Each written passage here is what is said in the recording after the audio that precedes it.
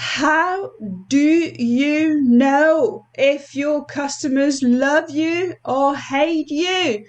What does make a customer love you or hate you? Well, I'll tell you what it is.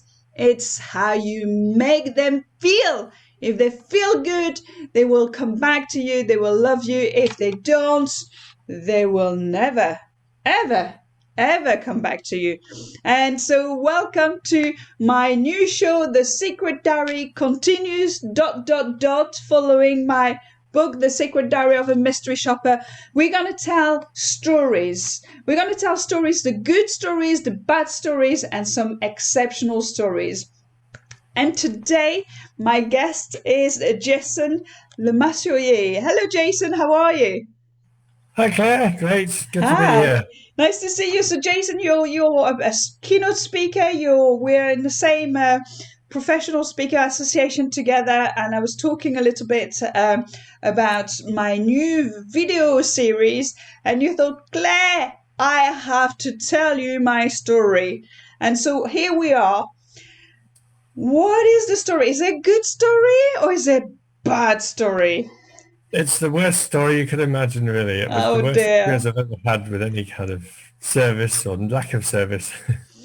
God, just listening to your voice and hearing that, worst savings that you ever had, I just feel for you already. It's just like, I'm putting myself into your shoes. So tell us what happened. How can it be that bad? Well, it was a bed and breakfast, and we arrived in this small town quite late in the afternoon, and there was hardly any. There was about three or four B&Bs in the town, and we went round to, well, three of them really, and the fourth one was the only one that had any space, which afterwards I realised why they had space, because it was absolutely horrendous service. So certainly no one would ever go back there again, and I definitely wouldn't ever go back there again. But we came to this bed and breakfast, and the owner was not very friendly at all from the start, but he said quite gruffly when we got there, "Oh, I take payment for the room in advance, Mm, because normally I'm paying in the morning. You pay before yeah, you leave." yeah.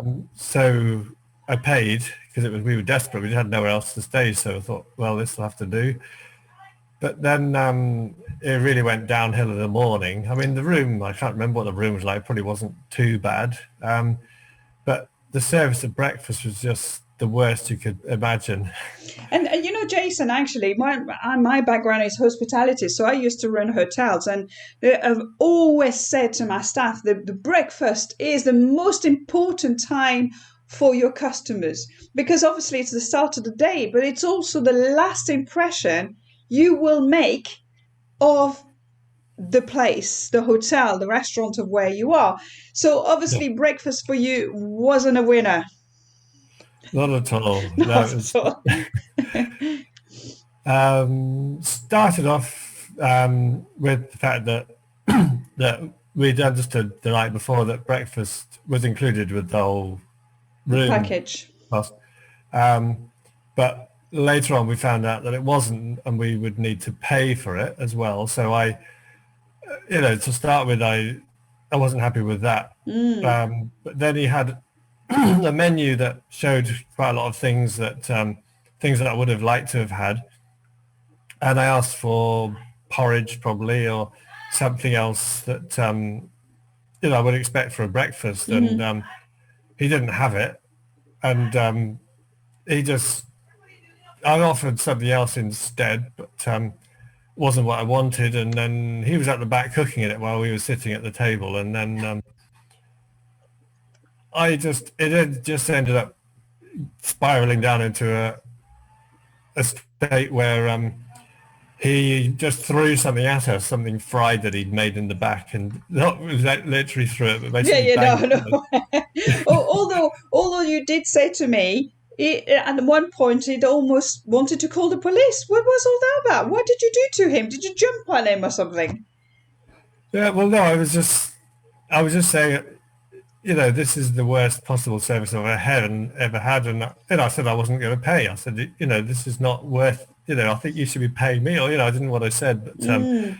I basically said, this is just awful. And I can't remember why he ended up threatening to call the police, but it was, well, I didn't actually get at all aggressive or violent, although I could have easily done. I mean, I could Well, have you don't thrown the look like a chair in. violent person, Jason. That's I'm all. not You at don't all. look like one.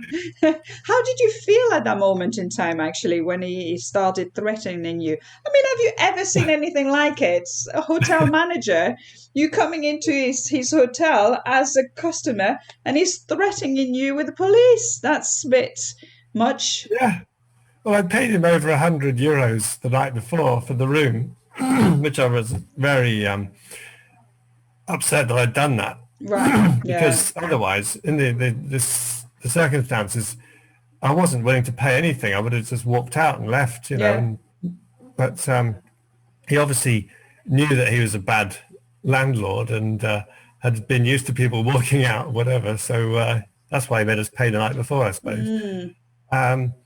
But I think it was probably to do with money somehow and why he threatened to call the police. But it was just, you know, It must have how been on earth would terrifying, it? actually. You must have felt terrible.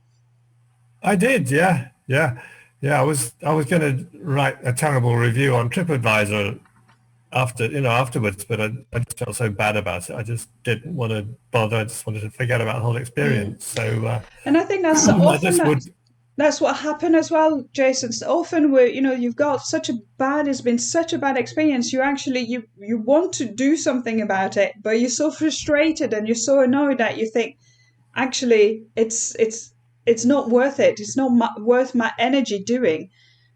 yes, yes, yeah. So I just wanted to sort of Get teach him a out. lesson somehow and warn other people off it. But Yeah. And well, I'm sure so you have. I'm sure you've told several people not to go to this place. yeah, And yeah. will you go back again? Well, yeah, possibly go back and not pay anything the night before, and then just walk out in the morning, or I don't know. That's No, the only circumstance I would go back there was if I no, was you probably desperate. wouldn't, would you? You But probably no, I wouldn't wouldn't. go near the place again. Yeah, No. no. If somebody threatened you, no, it's the situation was just must have gone, to that point where you really all you want to do is actually get out of that place. And I think sometimes we forget, and that business owner obviously forget that you coming into his hotel and we used to work. I worked in Disney World, and when we used to work and get into from the kitchen to the restaurant, there was a big sign at the top, and it says, "Smile, you're on show." Because every time we were walking through those doors, we were on show. We were there for our customers. We were delivering that service, and businesses like that. There's just absolutely ridiculous that they are actually. How do they get away with it? Yeah.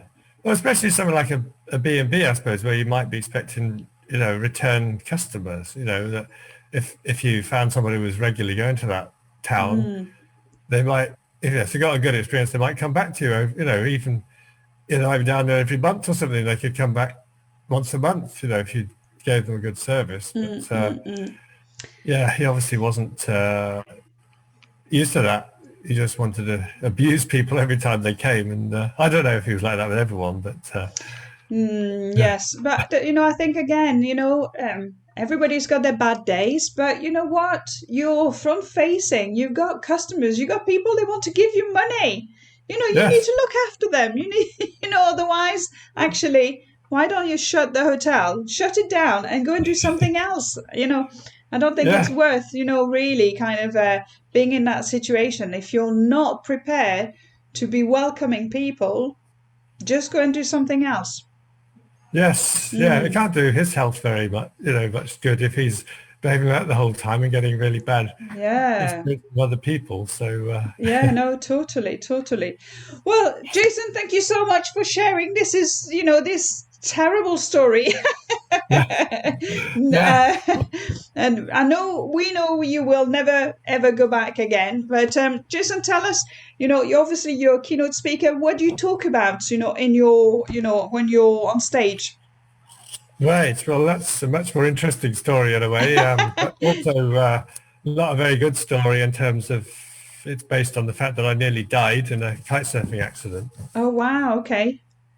So my story is about coming back from a near death, and 2 years after my accident, as I was leaving hospital, my consultant told me that I'd never walk again. Okay. Let me Wow. live in a wheelchair and said, there's nothing we can do for you. Mm, So when he said that to me, I think he was winding me up or something. It was like reverse psychology because I just said, right, I'm going to prove you wrong. mm. So when I got home, my son, who was 14 months old at the time, he was born while I Oh. was in hospital, he was starting to walk. So I thought, well, we're both at the same position really. So If he can do my it. first, my first goal was to learn to walk before Jack. Right. Okay. Cool. Very, very cool. So once that had happened, then the sky was the limit. 6 years later, I went back to the consultant who told me I'd ever walk again and asked him to sponsor me to do a triathlon. Wow. So that was a Wow. great What a experience. fantastic story. So you're a bit of an inspirational speaker, aren't you? Yeah, yeah. Well, I think, hopefully my story will inspire people and to be able to, well, it will obviously inspire people with a brain injury maybe, but the main message is that whenever you're in a crisis, like I was in this crisis being told I'd never walk again, Mm, it could either be a catastrophe and you could say, well, he's right, I'll have to get used to being in a wheelchair for the rest of my life. Or you can see it as a catalyst. You see, this is what I talk about. mm, Crisis equals catalyst or catastrophe. So in my case, it was a catalyst. I thought, right, where can I go with this? And mm. I then set myself a progression of goals. Learn to walk with Jack, walk down the aisle at our wedding, and then do a triathlon. Oh, So fantastic. Fantastic. That's amazing. yeah, Well done. That's a really super story. So if anybody wants to connect with you and perhaps have you as a speaker or something, do you have a website, or you're everywhere on social media anyway, aren't you? You're on LinkedIn and Facebook. yes, And they can. yes, all the usual social media. But my website is just jasonlemasurier.com. So Okay. jasonlemasurier.com. My email is jasonlemasurier@gmail.com. Excellent. Well, So, I'll put the link under the video so people will be able to click on it and come and check you out as well. And thank you very much for your story today and sharing that terrible experience that you've had. I'm really sorry you've had such a bad experience. And but never, ever, ever treat your customers that way, please, businesses. If you are in that position, it's time perhaps to close your door and actually go and do something else. All right. Thank you so much. Bye, bye, Jason, and bye, thank bye, you, Claire. everybody. Thanks very Bye. much.